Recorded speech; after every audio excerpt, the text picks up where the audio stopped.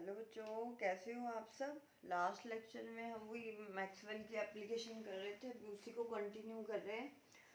ठीक है, अब नेक्स्ट एप्लीकेशन है इसकी एनर्जी इक्वेशन और थर्मोडायनेमिकल इक्वेशन ऑफ स्टेट। ऊर्जा समीकरण या अवस्था का उष्मागतिकी समीकरण। एनर्जी इक्वेशन और थर्मोडायनेमिक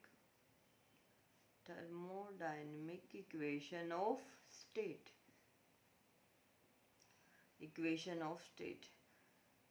देखो, लास्ट लेक्चर में हमने किया था क्लोसियस क्लैपेरॉन इक्वेशन। ठीक है, तो आपको क्लोसियस क्लैपेरॉन इक्वेशन डिराइव करनी है तो सबसे पहले ये ध्यान होना चाहिए कि मैक्सवेल की सेकंड इक्वेशन से आएगी। हमने कुछ भी नहीं किया था, सेकंड इक्वेशन को टी से मल्टीप्लाई कर दिया था। उसके बाद टेम्परेचर उसमें लेटेंट हीट वाली टर्म्स लाकर तो वहाँ से हमने रिलेशन निकाला था L/T V2 माइनस V1 आ गया था, वो मैक्सवेल इक्वेशन थी। अब हम निकालने जा रहे हैं ऊर्जा समीकरण या थर्मोडायनेमिक इक्वेशन ऑफ स्टेट, अवस्था का उष्मागतिकी समीकरण। अब ये भी मैक्सवेल की सेकंड इक्वेशन से ही आएगी, ध्यान रखना। मैक्सवेल की सेकंड इक्वेशन क्या थी, कैसे निकालेंगे हम, TVPS। ठीक है, तो सेकंड में हम क्या करते थे, S और T को इंटरचेंज करते थे, तो यहाँ SVPT। ठीक है, SVPT del S by del V equals to del P by del T। तो SVPT, तो यहाँ कांस्टेंट टेम्परेचर और यहाँ हो गया कांस्टेंट वॉल्यूम। ठीक है, अब यहाँ पे भी आपको वही ds को क्या लिख सकते हैं, dq होता है dt इंटू ds। ठीक है, तो ds क्या हो जाएगा, dq बाई t। और dq first law of thermodynamics से dq होता है du प्लस में p dv। According to the first law of thermodynamics, उष्मागतिकी के प्रथम नियम से dq equals to du plus p dv by pdv हो जाएगा। और ds को क्या लिख देंगे, ds को du plus pdv by t। ये वैल्यूज यहाँ पे पुट कर दो, तो ds की जगह पुट कर दोगे du plus pdv by t, तो 1/t या हो जाएगा du प्लस pdv। देखो यहाँ डेल्टा और d से कोई ज़्यादा इफेक्ट नहीं पड़ेगा, वैसे तो दोनों में डिफरेंस बहुत होता है, लेकिन यहाँ हम पार्शियल टर्म्स लेके चल रहे हैं क्योंकि चेंजेस स्मॉल मान के चलते हैं। तो डेल u प्लस में p डेल्टा v, तो delta v at the constant temperature equals to del p by del t at the constant volume. इस t को अंदर ले जाओ, t को यहाँ ले जाओ राइट हैंड साइड में, तो ये क्या हो जाएगा, del u by del v, और ये डेल v से डेल v कट जाएगा, इसको अपॉन में लाओगे तो p into del v by del v, ये से कट गया। यहाँ बचा at the constant temperature equals to क्या आ गया, t del p by del t at the constant volume. ठीक है, तो del u by del v at the constant temperature कितना आ गया, t del p by del t at the constant volume. इस p को यहाँ ले आए माइनस का p। ये जो समीकरण है ये किसको बताता है, ये थर्मोडायनेमिकल इक्वेशन ऑफ स्टेट, यही है एनर्जी इक्वेशन। एनर्जी इक्वेशन कह लो, ऊर्जा समीकरण, या फिर हम इसे कहेंगे thermodynamical equation of state. Thermodynamic equation of state,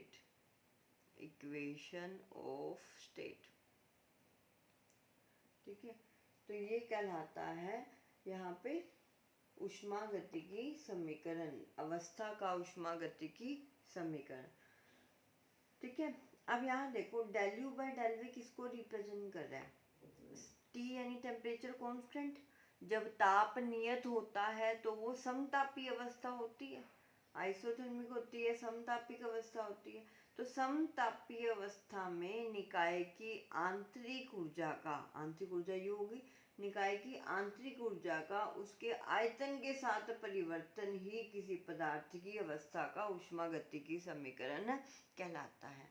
again सुन लो, समतापीय अवस्था में निकाय की आंतरिक ऊर्जा का उसके आयतन के साथ परिवर्तन ही उसकी थर्मोडायनेमिकल इक्वेशन ऑफ स्टेट यानी कि उष्मागतिकी का अवस्था समीकरण कहलाता है।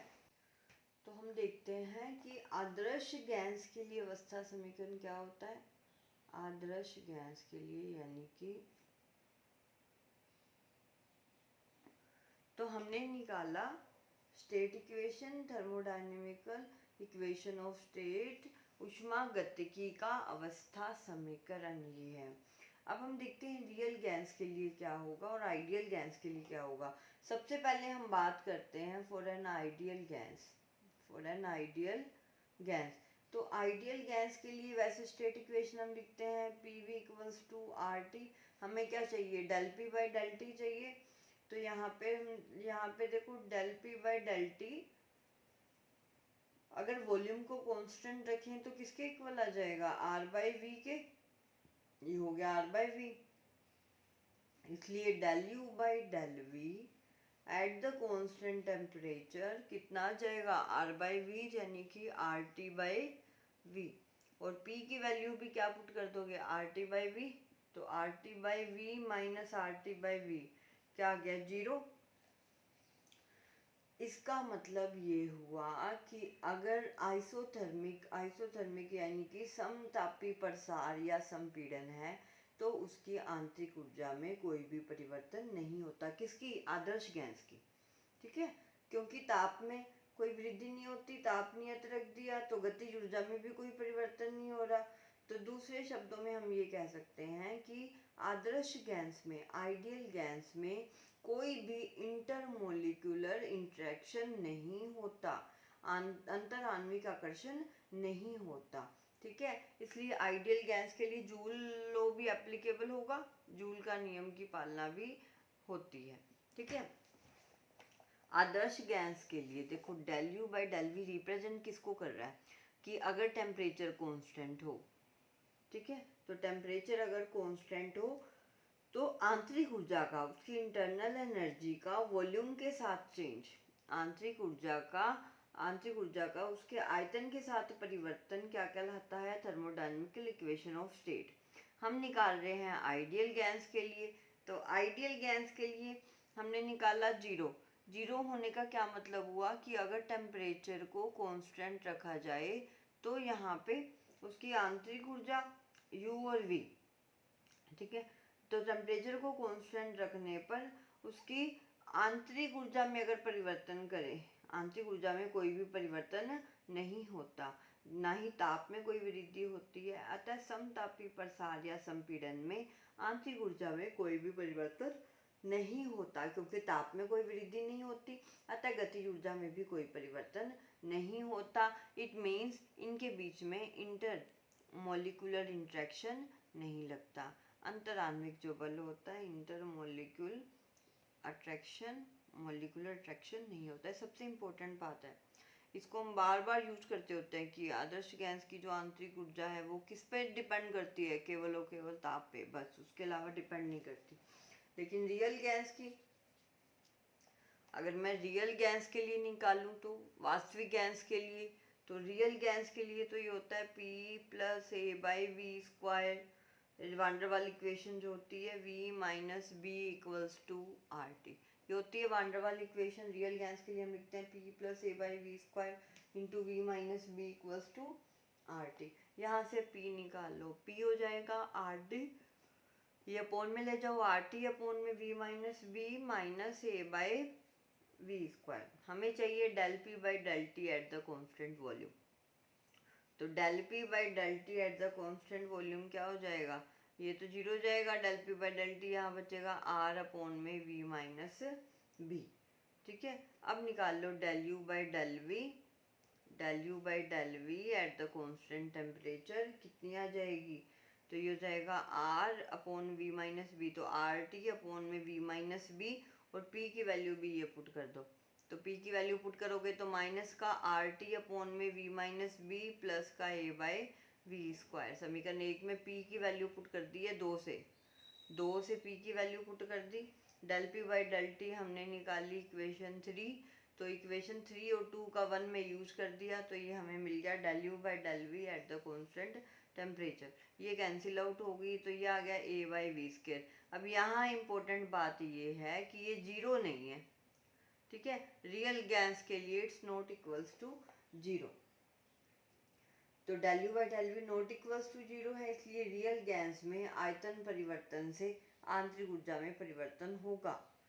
वहां पे ये था कि ताप अगर नियत रख रहे हैं तो आयतन परिवर्तन से आंतरिक ऊर्जा में परिवर्तन नहीं हो रहा, ठीक है, लेकिन यहाँ पे आयतन परिवर्तन से उसकी आंतरिक ऊर्जा में परिवर्तन होगा, इसलिए रियल गैस में इंटरमोलिकुलर इंटरेक्शन भी होगा।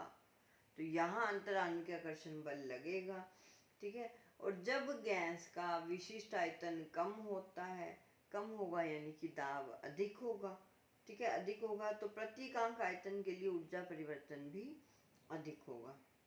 यदि इसका उल्टा कर दे कि आयतन विशिष्ट आयतन ज़्यादा हो जाए तो दाब कम हो जाएगा, दाब कम हो जाएगा तो del U by del T भी क्या होगा, कम हो जाएगा, ठीक है। तो ये कम हो जाएगा, इसलिए हम ये भी कह सकते हैं कि कम दाब पर यानी अगर प्रेशर लो कर दे तो आइडियल गैस रियल गैस के क्लोज होंगी, ठीक है। अब हम देखते हैं सॉलिड्स और लिक्विड के लिए यानी ठोसों और द्रव के लिए निकालने। सबसे पहले हमने निकाली आदर्श गैस यानी आइडियल गैस के लिए, फिर रियल गैस और वान डेर वाल्स गैस के लिए। अब हम निकालते हैं ठोसों और द्रव के लिए यानी सॉलिड्स और लिक्विड्स के लिए, ठीक है। तो आइडियल गैस के लिए क्या आया था, परिवर्तन 0 यानी आइडियल गैस की इंटरनल एनर्जी में इंटरमोलिकुलर इंटरेक्शन नहीं होता, रियल गैस में होता है। थर्ड पॉइंट आ जाएगा for solids and liquids, for solids and liquids, ठोसों और द्रव। तो सॉलिड्स और लिक्विड्स के लिए जब निकालेंगे यानी कि ठोसों और द्रव के लिए, ठीक है, तो इसके लिए भी हमें क्या निकालना होगा, del U by del V at the constant temperature, ठीक है। तो del U by del V, del U by del V at the constant temperature, उसके लिए हमें क्या चाहिए, del P by del T चाहिए, ठीक है। तो उसके लिए आप निकालोगे del P by del T, T into del P by del T at the constant volume minus P, ठीक है, ये इक्वेशन थी। अब हमें ये वैल्यू चाहिए तो ये कैलकुलेट हो जाएगा, तो del P by del T निकालना है।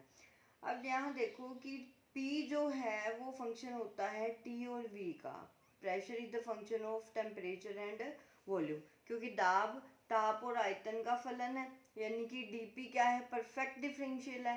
तो इसको आप क्या लिख सकते हो, dP को लिख सकते हो del P by del T, T पे भी डिपेंड कर रहा है V पे भी, del P by del T at the constant volume d T, constant volume d T plus del P by del V at the constant temperature dV। अगर pressure constant हो तो चेंज इन प्रेशर dP क्या हो जाएगा, 0। तो change in pressure क्या हो जाएगा, 0, यानी dP इक्वल्स टू 0, ठीक है।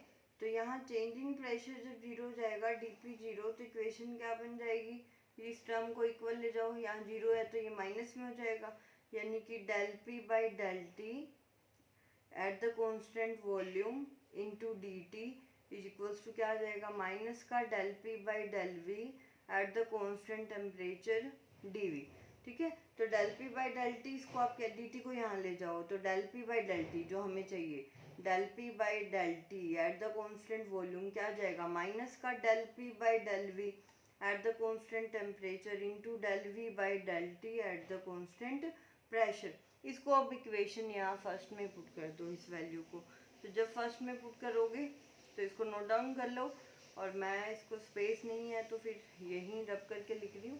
तो del U by del V, del P by del T की वैल्यू पुट करो, तो del U by del V at the constant temperature कितना आ गया, माइनस का T del P by del V at the constant temperature del V by del T at the constant pressure minus P.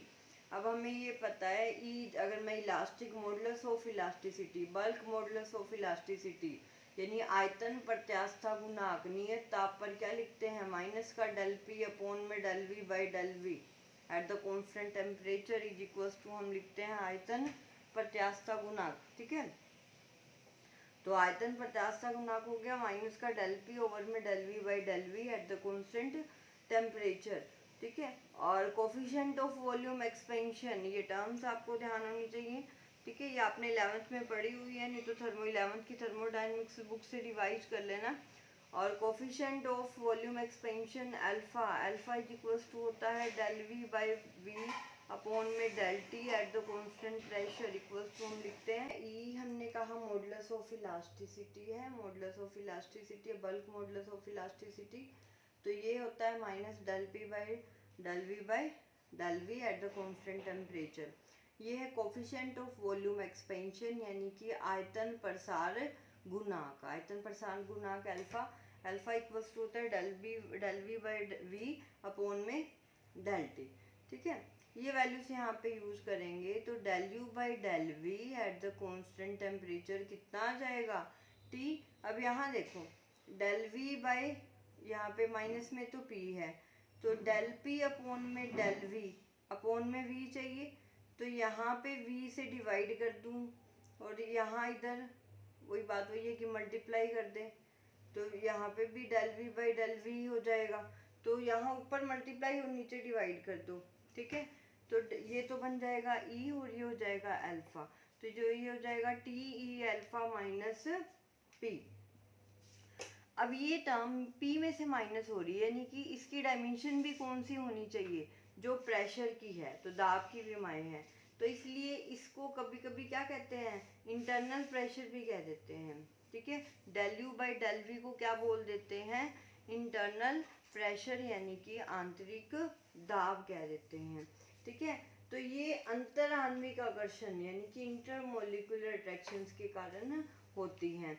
तो solids और liquid के लिए आंतरिक जो दाब है वो ज़्यादा होता है, इस कारण गैसों के विपरीत ठोस और द्रवों में यह दाब बिना किसी बाह्य दाब की सहायता के भी पदार्थ को बांध के रखता है। और जैसे ही आप टेम्परेचर में वृद्धि करोगे, टेम्परेचर बढ़ाओगे, तो प्रेशर कम होता जाएगा, तो सॉलिड और लिक्विड वो परफेक्टली गैस स्टेट में आ जाएंगे और ये इफेक्ट तुरंत समाप्त हो जाएगा, खत्म हो जाता है। अब क्योंकि गैसें जो हैं वो द्रव तथा ठोस रूप में लिक्विडाइजेशन होती हैं, द्रवित होती हैं, इसलिए हम ये कह सकते हैं कि अणुओं में आंतरिक दाब या परस्पर आकर्षण होता है, जो कि उनके अणुओं को परस्पर निकट लाएगा यानी पास लाएगा।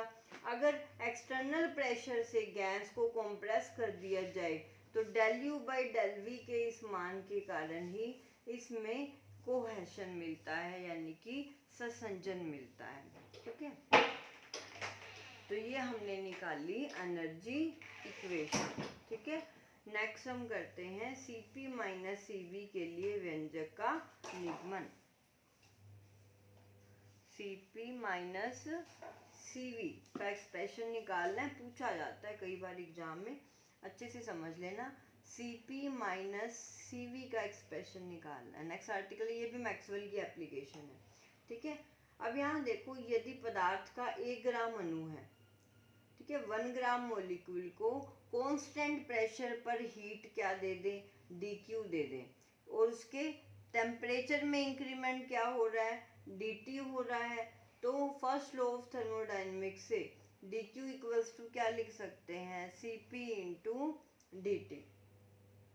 वैसे भी आपको पता है Cp क्या होती है, नियत दाब पर पदार्थ की ग्राम अणु विशिष्ट ऊष्मा कहलाती है, मोलर स्पेसिफिक हीट। तो Cp को क्या लिखते हो, del Q by del T at the constant pressure. ऐसे ही नियत आयतन पे लिखेंगे तो Cv क्या होता है, del Q by del T at the constant volume, ठीक है।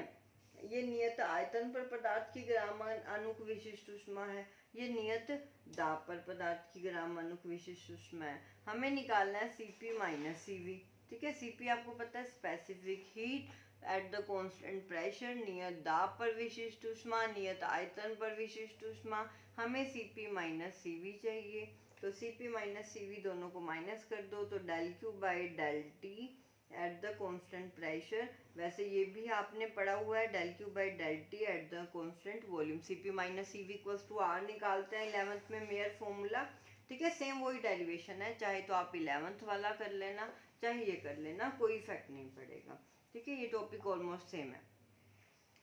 तो अब थर्मोडायनेमिक्स के सेकंड लॉ से तो Cp माइनस Cv क्या हो जाएगा, dq को लिख देंगे T इंटू डेल्टा एस, तो T delta S by del T at the constant pressure minus T delta S by del T at the constant volume.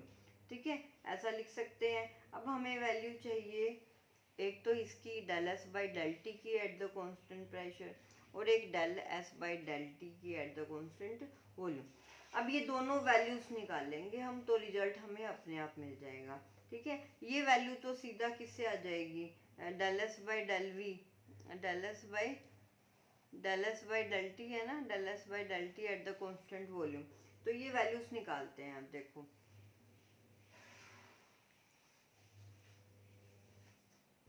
Cp minus Cv निकाल रहे हैं हम, Cp माइनस Cv। तो हमें चाहिए पहले del S by del T at the constant pressure. ठीक है, del S by del T at the constant pressure. अभी हमने क्या लिखा था, Cp माइनस Cv को T into delta S by del T at the constant pressure minus T into del S by del T at the constant volume. अब हमें पता है S किसका फंक्शन है, V और T का।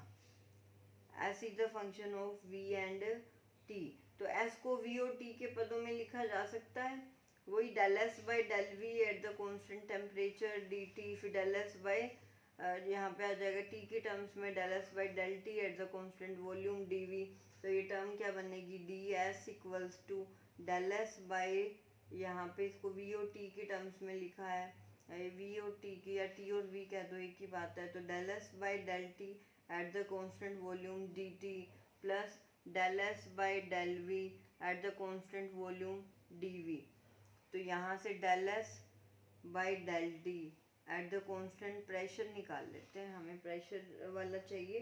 तो क्या आ जाएगा, del S by del T, ये डी टी को यहाँ ले गए तो यहाँ तो खाली बचा del S by del T at the constant volume, और यहाँ डी टी अपॉन में आ जाएगा। तो plus del S by del V at the constant temperature, और ये हो जाएगा del V by del T at the constant pressure. अब दोनों साइड टी से मल्टीप्लाई कर रहे हैं, तो यहाँ भी टी हो गया, यहाँ भी टी हो गया और यहाँ भी टी हो गया।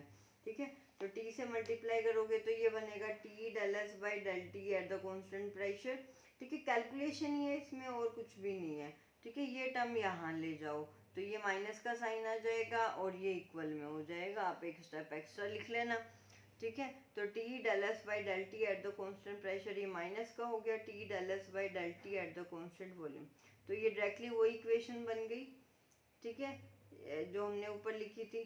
तो इसको आप ये इसके इक्वल आ गया, T del S by del V into del V by del T. अब हमें पता है मैक्सवेल का सेकंड रिलेशन क्या होता है, मैक्सवेल का second relation T V P S.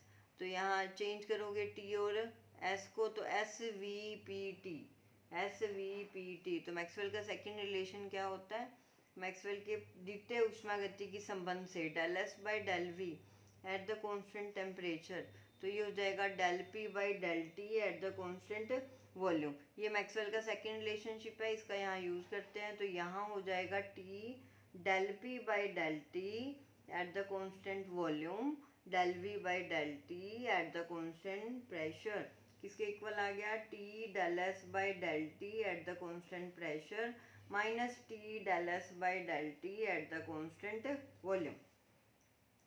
ठीक है, और ये हमारी राइट हैंड साइड वाली टर्म थी Cp माइनस Cv। आप अपनी नोटबुक में देखना, ये राइट हैंड साइड वाली टर्म है। तो Cp माइनस Cv, ये Cp माइनस Cv के इक्वल था। इक्वल किसके आ गया, T del P by del T at the constant volume del V by del T at the constant pressure. ये जो इक्वेशन है ये क्या कहलाती है, स्पेसिफिक हीट इक्वेशन, यानी कि विशिष्ट ऊष्मा समीकरण। ये कहलाती है विशिष्ट ऊष्मा समीकरण, यानी कि स्पेसिफिक हीट इक्वेशन। ठीक है, और del P by del T और del V by del T की वैल्यू पुट करोगे तो C P minus C V equals to R भी आ जाता है। ठीक है, वो आप यहाँ से कैलकुलेट कर सकते हैं। ठीक है, तो आज का लेक्चर यहीं समाप्त करते हैं। नेक्स्ट लेक्चर में हम पढ़ेंगे C P upon C V. ठीक है, उसका रिलेशन निकालेंगे। थैंक यू, इसको पढ़ लेना अच्छे से। मैक्सवेल की। देखो मैक्सवेल की इक्वेशन और उसकी एप्लीकेशंस ही पूरी यूनिट कंप्लीट करती हैं, इसलिए आप अच्छे से पढ़ते रहना।